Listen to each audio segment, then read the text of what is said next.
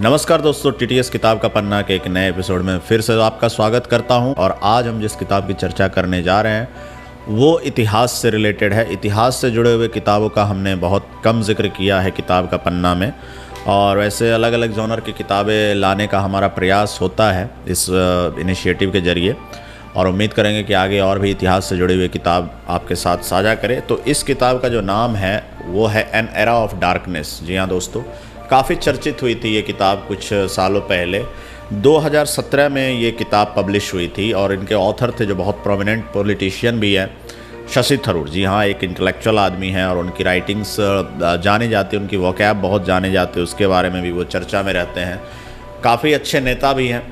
तो उन्होंने जब ये बुक लिखी थी तो काफ़ी चर्चित हुई, और मैंने जब पढ़ी तो मुझे भी काफ़ी इंटरेस्टिंग लगी थी।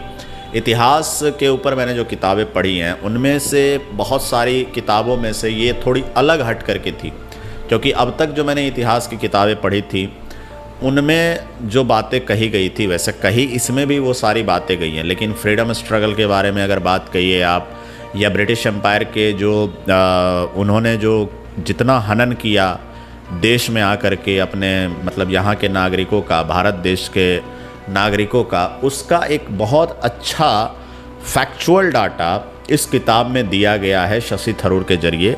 और थोड़ी मैं बात करूं अगर इस किताब की जेनेसिस के बारे में कि आखिर इस किताब की पैदाइश कहां से हुई, इसका आइडिया कहां से जन्मा, तो शशि थरूर को बुलाया गया था एक स्पीच देने के लिए 2015 में ऑक्सफोर्ड यूनियन में। जी हाँ, ऑक्सफोर्ड यूनिवर्सिटी वाले अपना एक इस तरह का इवेंट करते हैं जहाँ पे जिनको भी वो समझते हैं कि एक विद्वान व्यक्ति हैं, इंटेलेक्चुअल हैं, उनको वो किसी खास सब्जेक्ट पे बुलाते हैं। तो ऑक्सफोर्ड यूनियन में उन्होंने एक स्पीच दी थी इस टॉपिक के ऊपर कि किस किस तरह की चीज़ें ब्रिटिश एम्पायर ने इंडिया के ऊपर अत्याचार के रूप में किया था, और क्या उन्हें ब्रिटिश इंडिया को पश्चाताप के रूप में उन्हें जिन जिन जिन कंट्रीज़ को उन्होंने अपना उपनिवेश बनाया था, क्या उन कंपनी को कुछ मुआवजा देना चाहिए, क्या उन्हें उनसे माफ़ी मांगनी चाहिए, एट्सेट्रा एट्सेट्रा। इन सब टॉपिक पे उन्होंने एक स्पीच दी थी, और वो स्पीच इतनी फेमस हुई, इतनी वायरल हुई,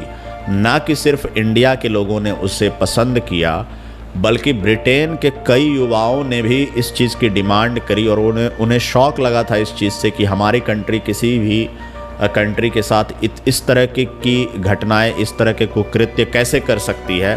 तो वहाँ के युवाओं ने भी अपने मतलब उस गवर्नमेंट से ये सवाल करने शुरू कर दिए थे कि इसका कुछ आंसर तो मिलना चाहिए जो शशि थरूर ने क्वेश्चंस उठाए हैं। तो ये स्पीच जो थी ये उस बुक के जन्म का कारण बनी जिसका नाम है एन एरा ऑफ डार्कनेस। जब मैं ये किताब पढ़ रहा था तो थोड़ी हट करके क्यों लगी, क्योंकि बहुत डाटा इसमें ऐसा दिया गया है जो पहले मैंने इतिहास की जो किताबें पढ़ी थी उन डाटाओं से वो अछूती थी, उन डाटा से अछूती थी, उन फिगर्स से अछूती थी। जैसे अगर मैं बात कहूँ कि कैसे सिस्टमेटिकली डिस्ट्रॉय किया गया इंडिया के शिपिंग इंडस्ट्री को, इसमें बहुत तरीके से बताया गया है।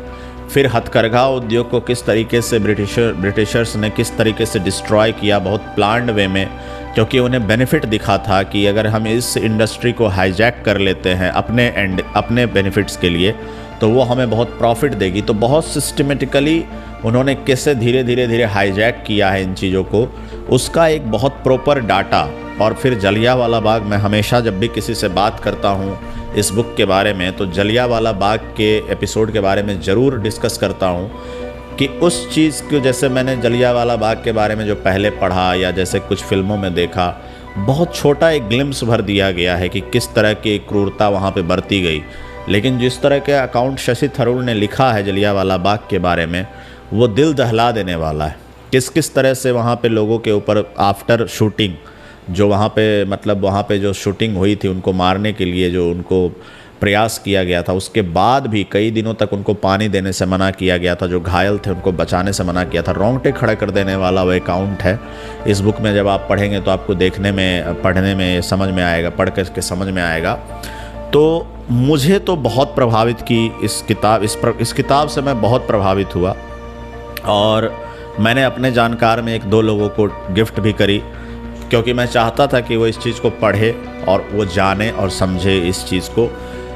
दूसरी बात कि क्रिटिक भी रहे हैं इस किताब के, जैसा कि जब मैं इस कंटेंट के ऊपर रिसर्च कर रहा था तब मैंने, जैसे विलियम डलरिम्पल बहुत बड़े साहित्यकार हैं, उन्होंने इस किताब की प्रशंसा नहीं की है, क्रिटिक है उनके इस किताब, क्रिटिसिज्म की है उन्होंने कि शायद इमोशनल हो गए शशि थरूर लिखने के क्रम में, और उनके डाटा के बारे में थोड़ा बहुत उन्होंने कहा है कि ये डाटा सही से रिप्रेजेंटेटेड नहीं है।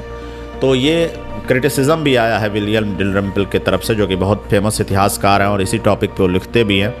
और रही बात की अप्रिसिएशन की, तो इसी किताब को रामनाथ गोयनका अवार्ड मिला है 2017 में, और साहित्य अकादमी अवार्ड भी मिल चुका है इस किताब को। तो मैं चाहूँगा कि आप इस किताब को पढ़िए। अगर आपकी इतिहास में रुचि है, फ्रीडम स्ट्रगल में रुचि है, तो आप ज़रूर पढ़ सकते हैं इस किताब को, और आप खुद फैसला कीजिए कि इसमें जो डाटा दिया गया है वो सही है या नहीं है। मुझे बहुत पसंद आए, मैं लोगों को रिकमेंड करता हूँ, आपको भी कहूँगा कि आप ज़रूर पढ़िए, और पढ़ने के बाद आपको ये किताब कैसी लगती है हमें ज़रूर फीडबैक में बताइए, और हमारे चैनल को लाइक शेयर सब्सक्राइब करते रहिए। धन्यवाद दोस्तों।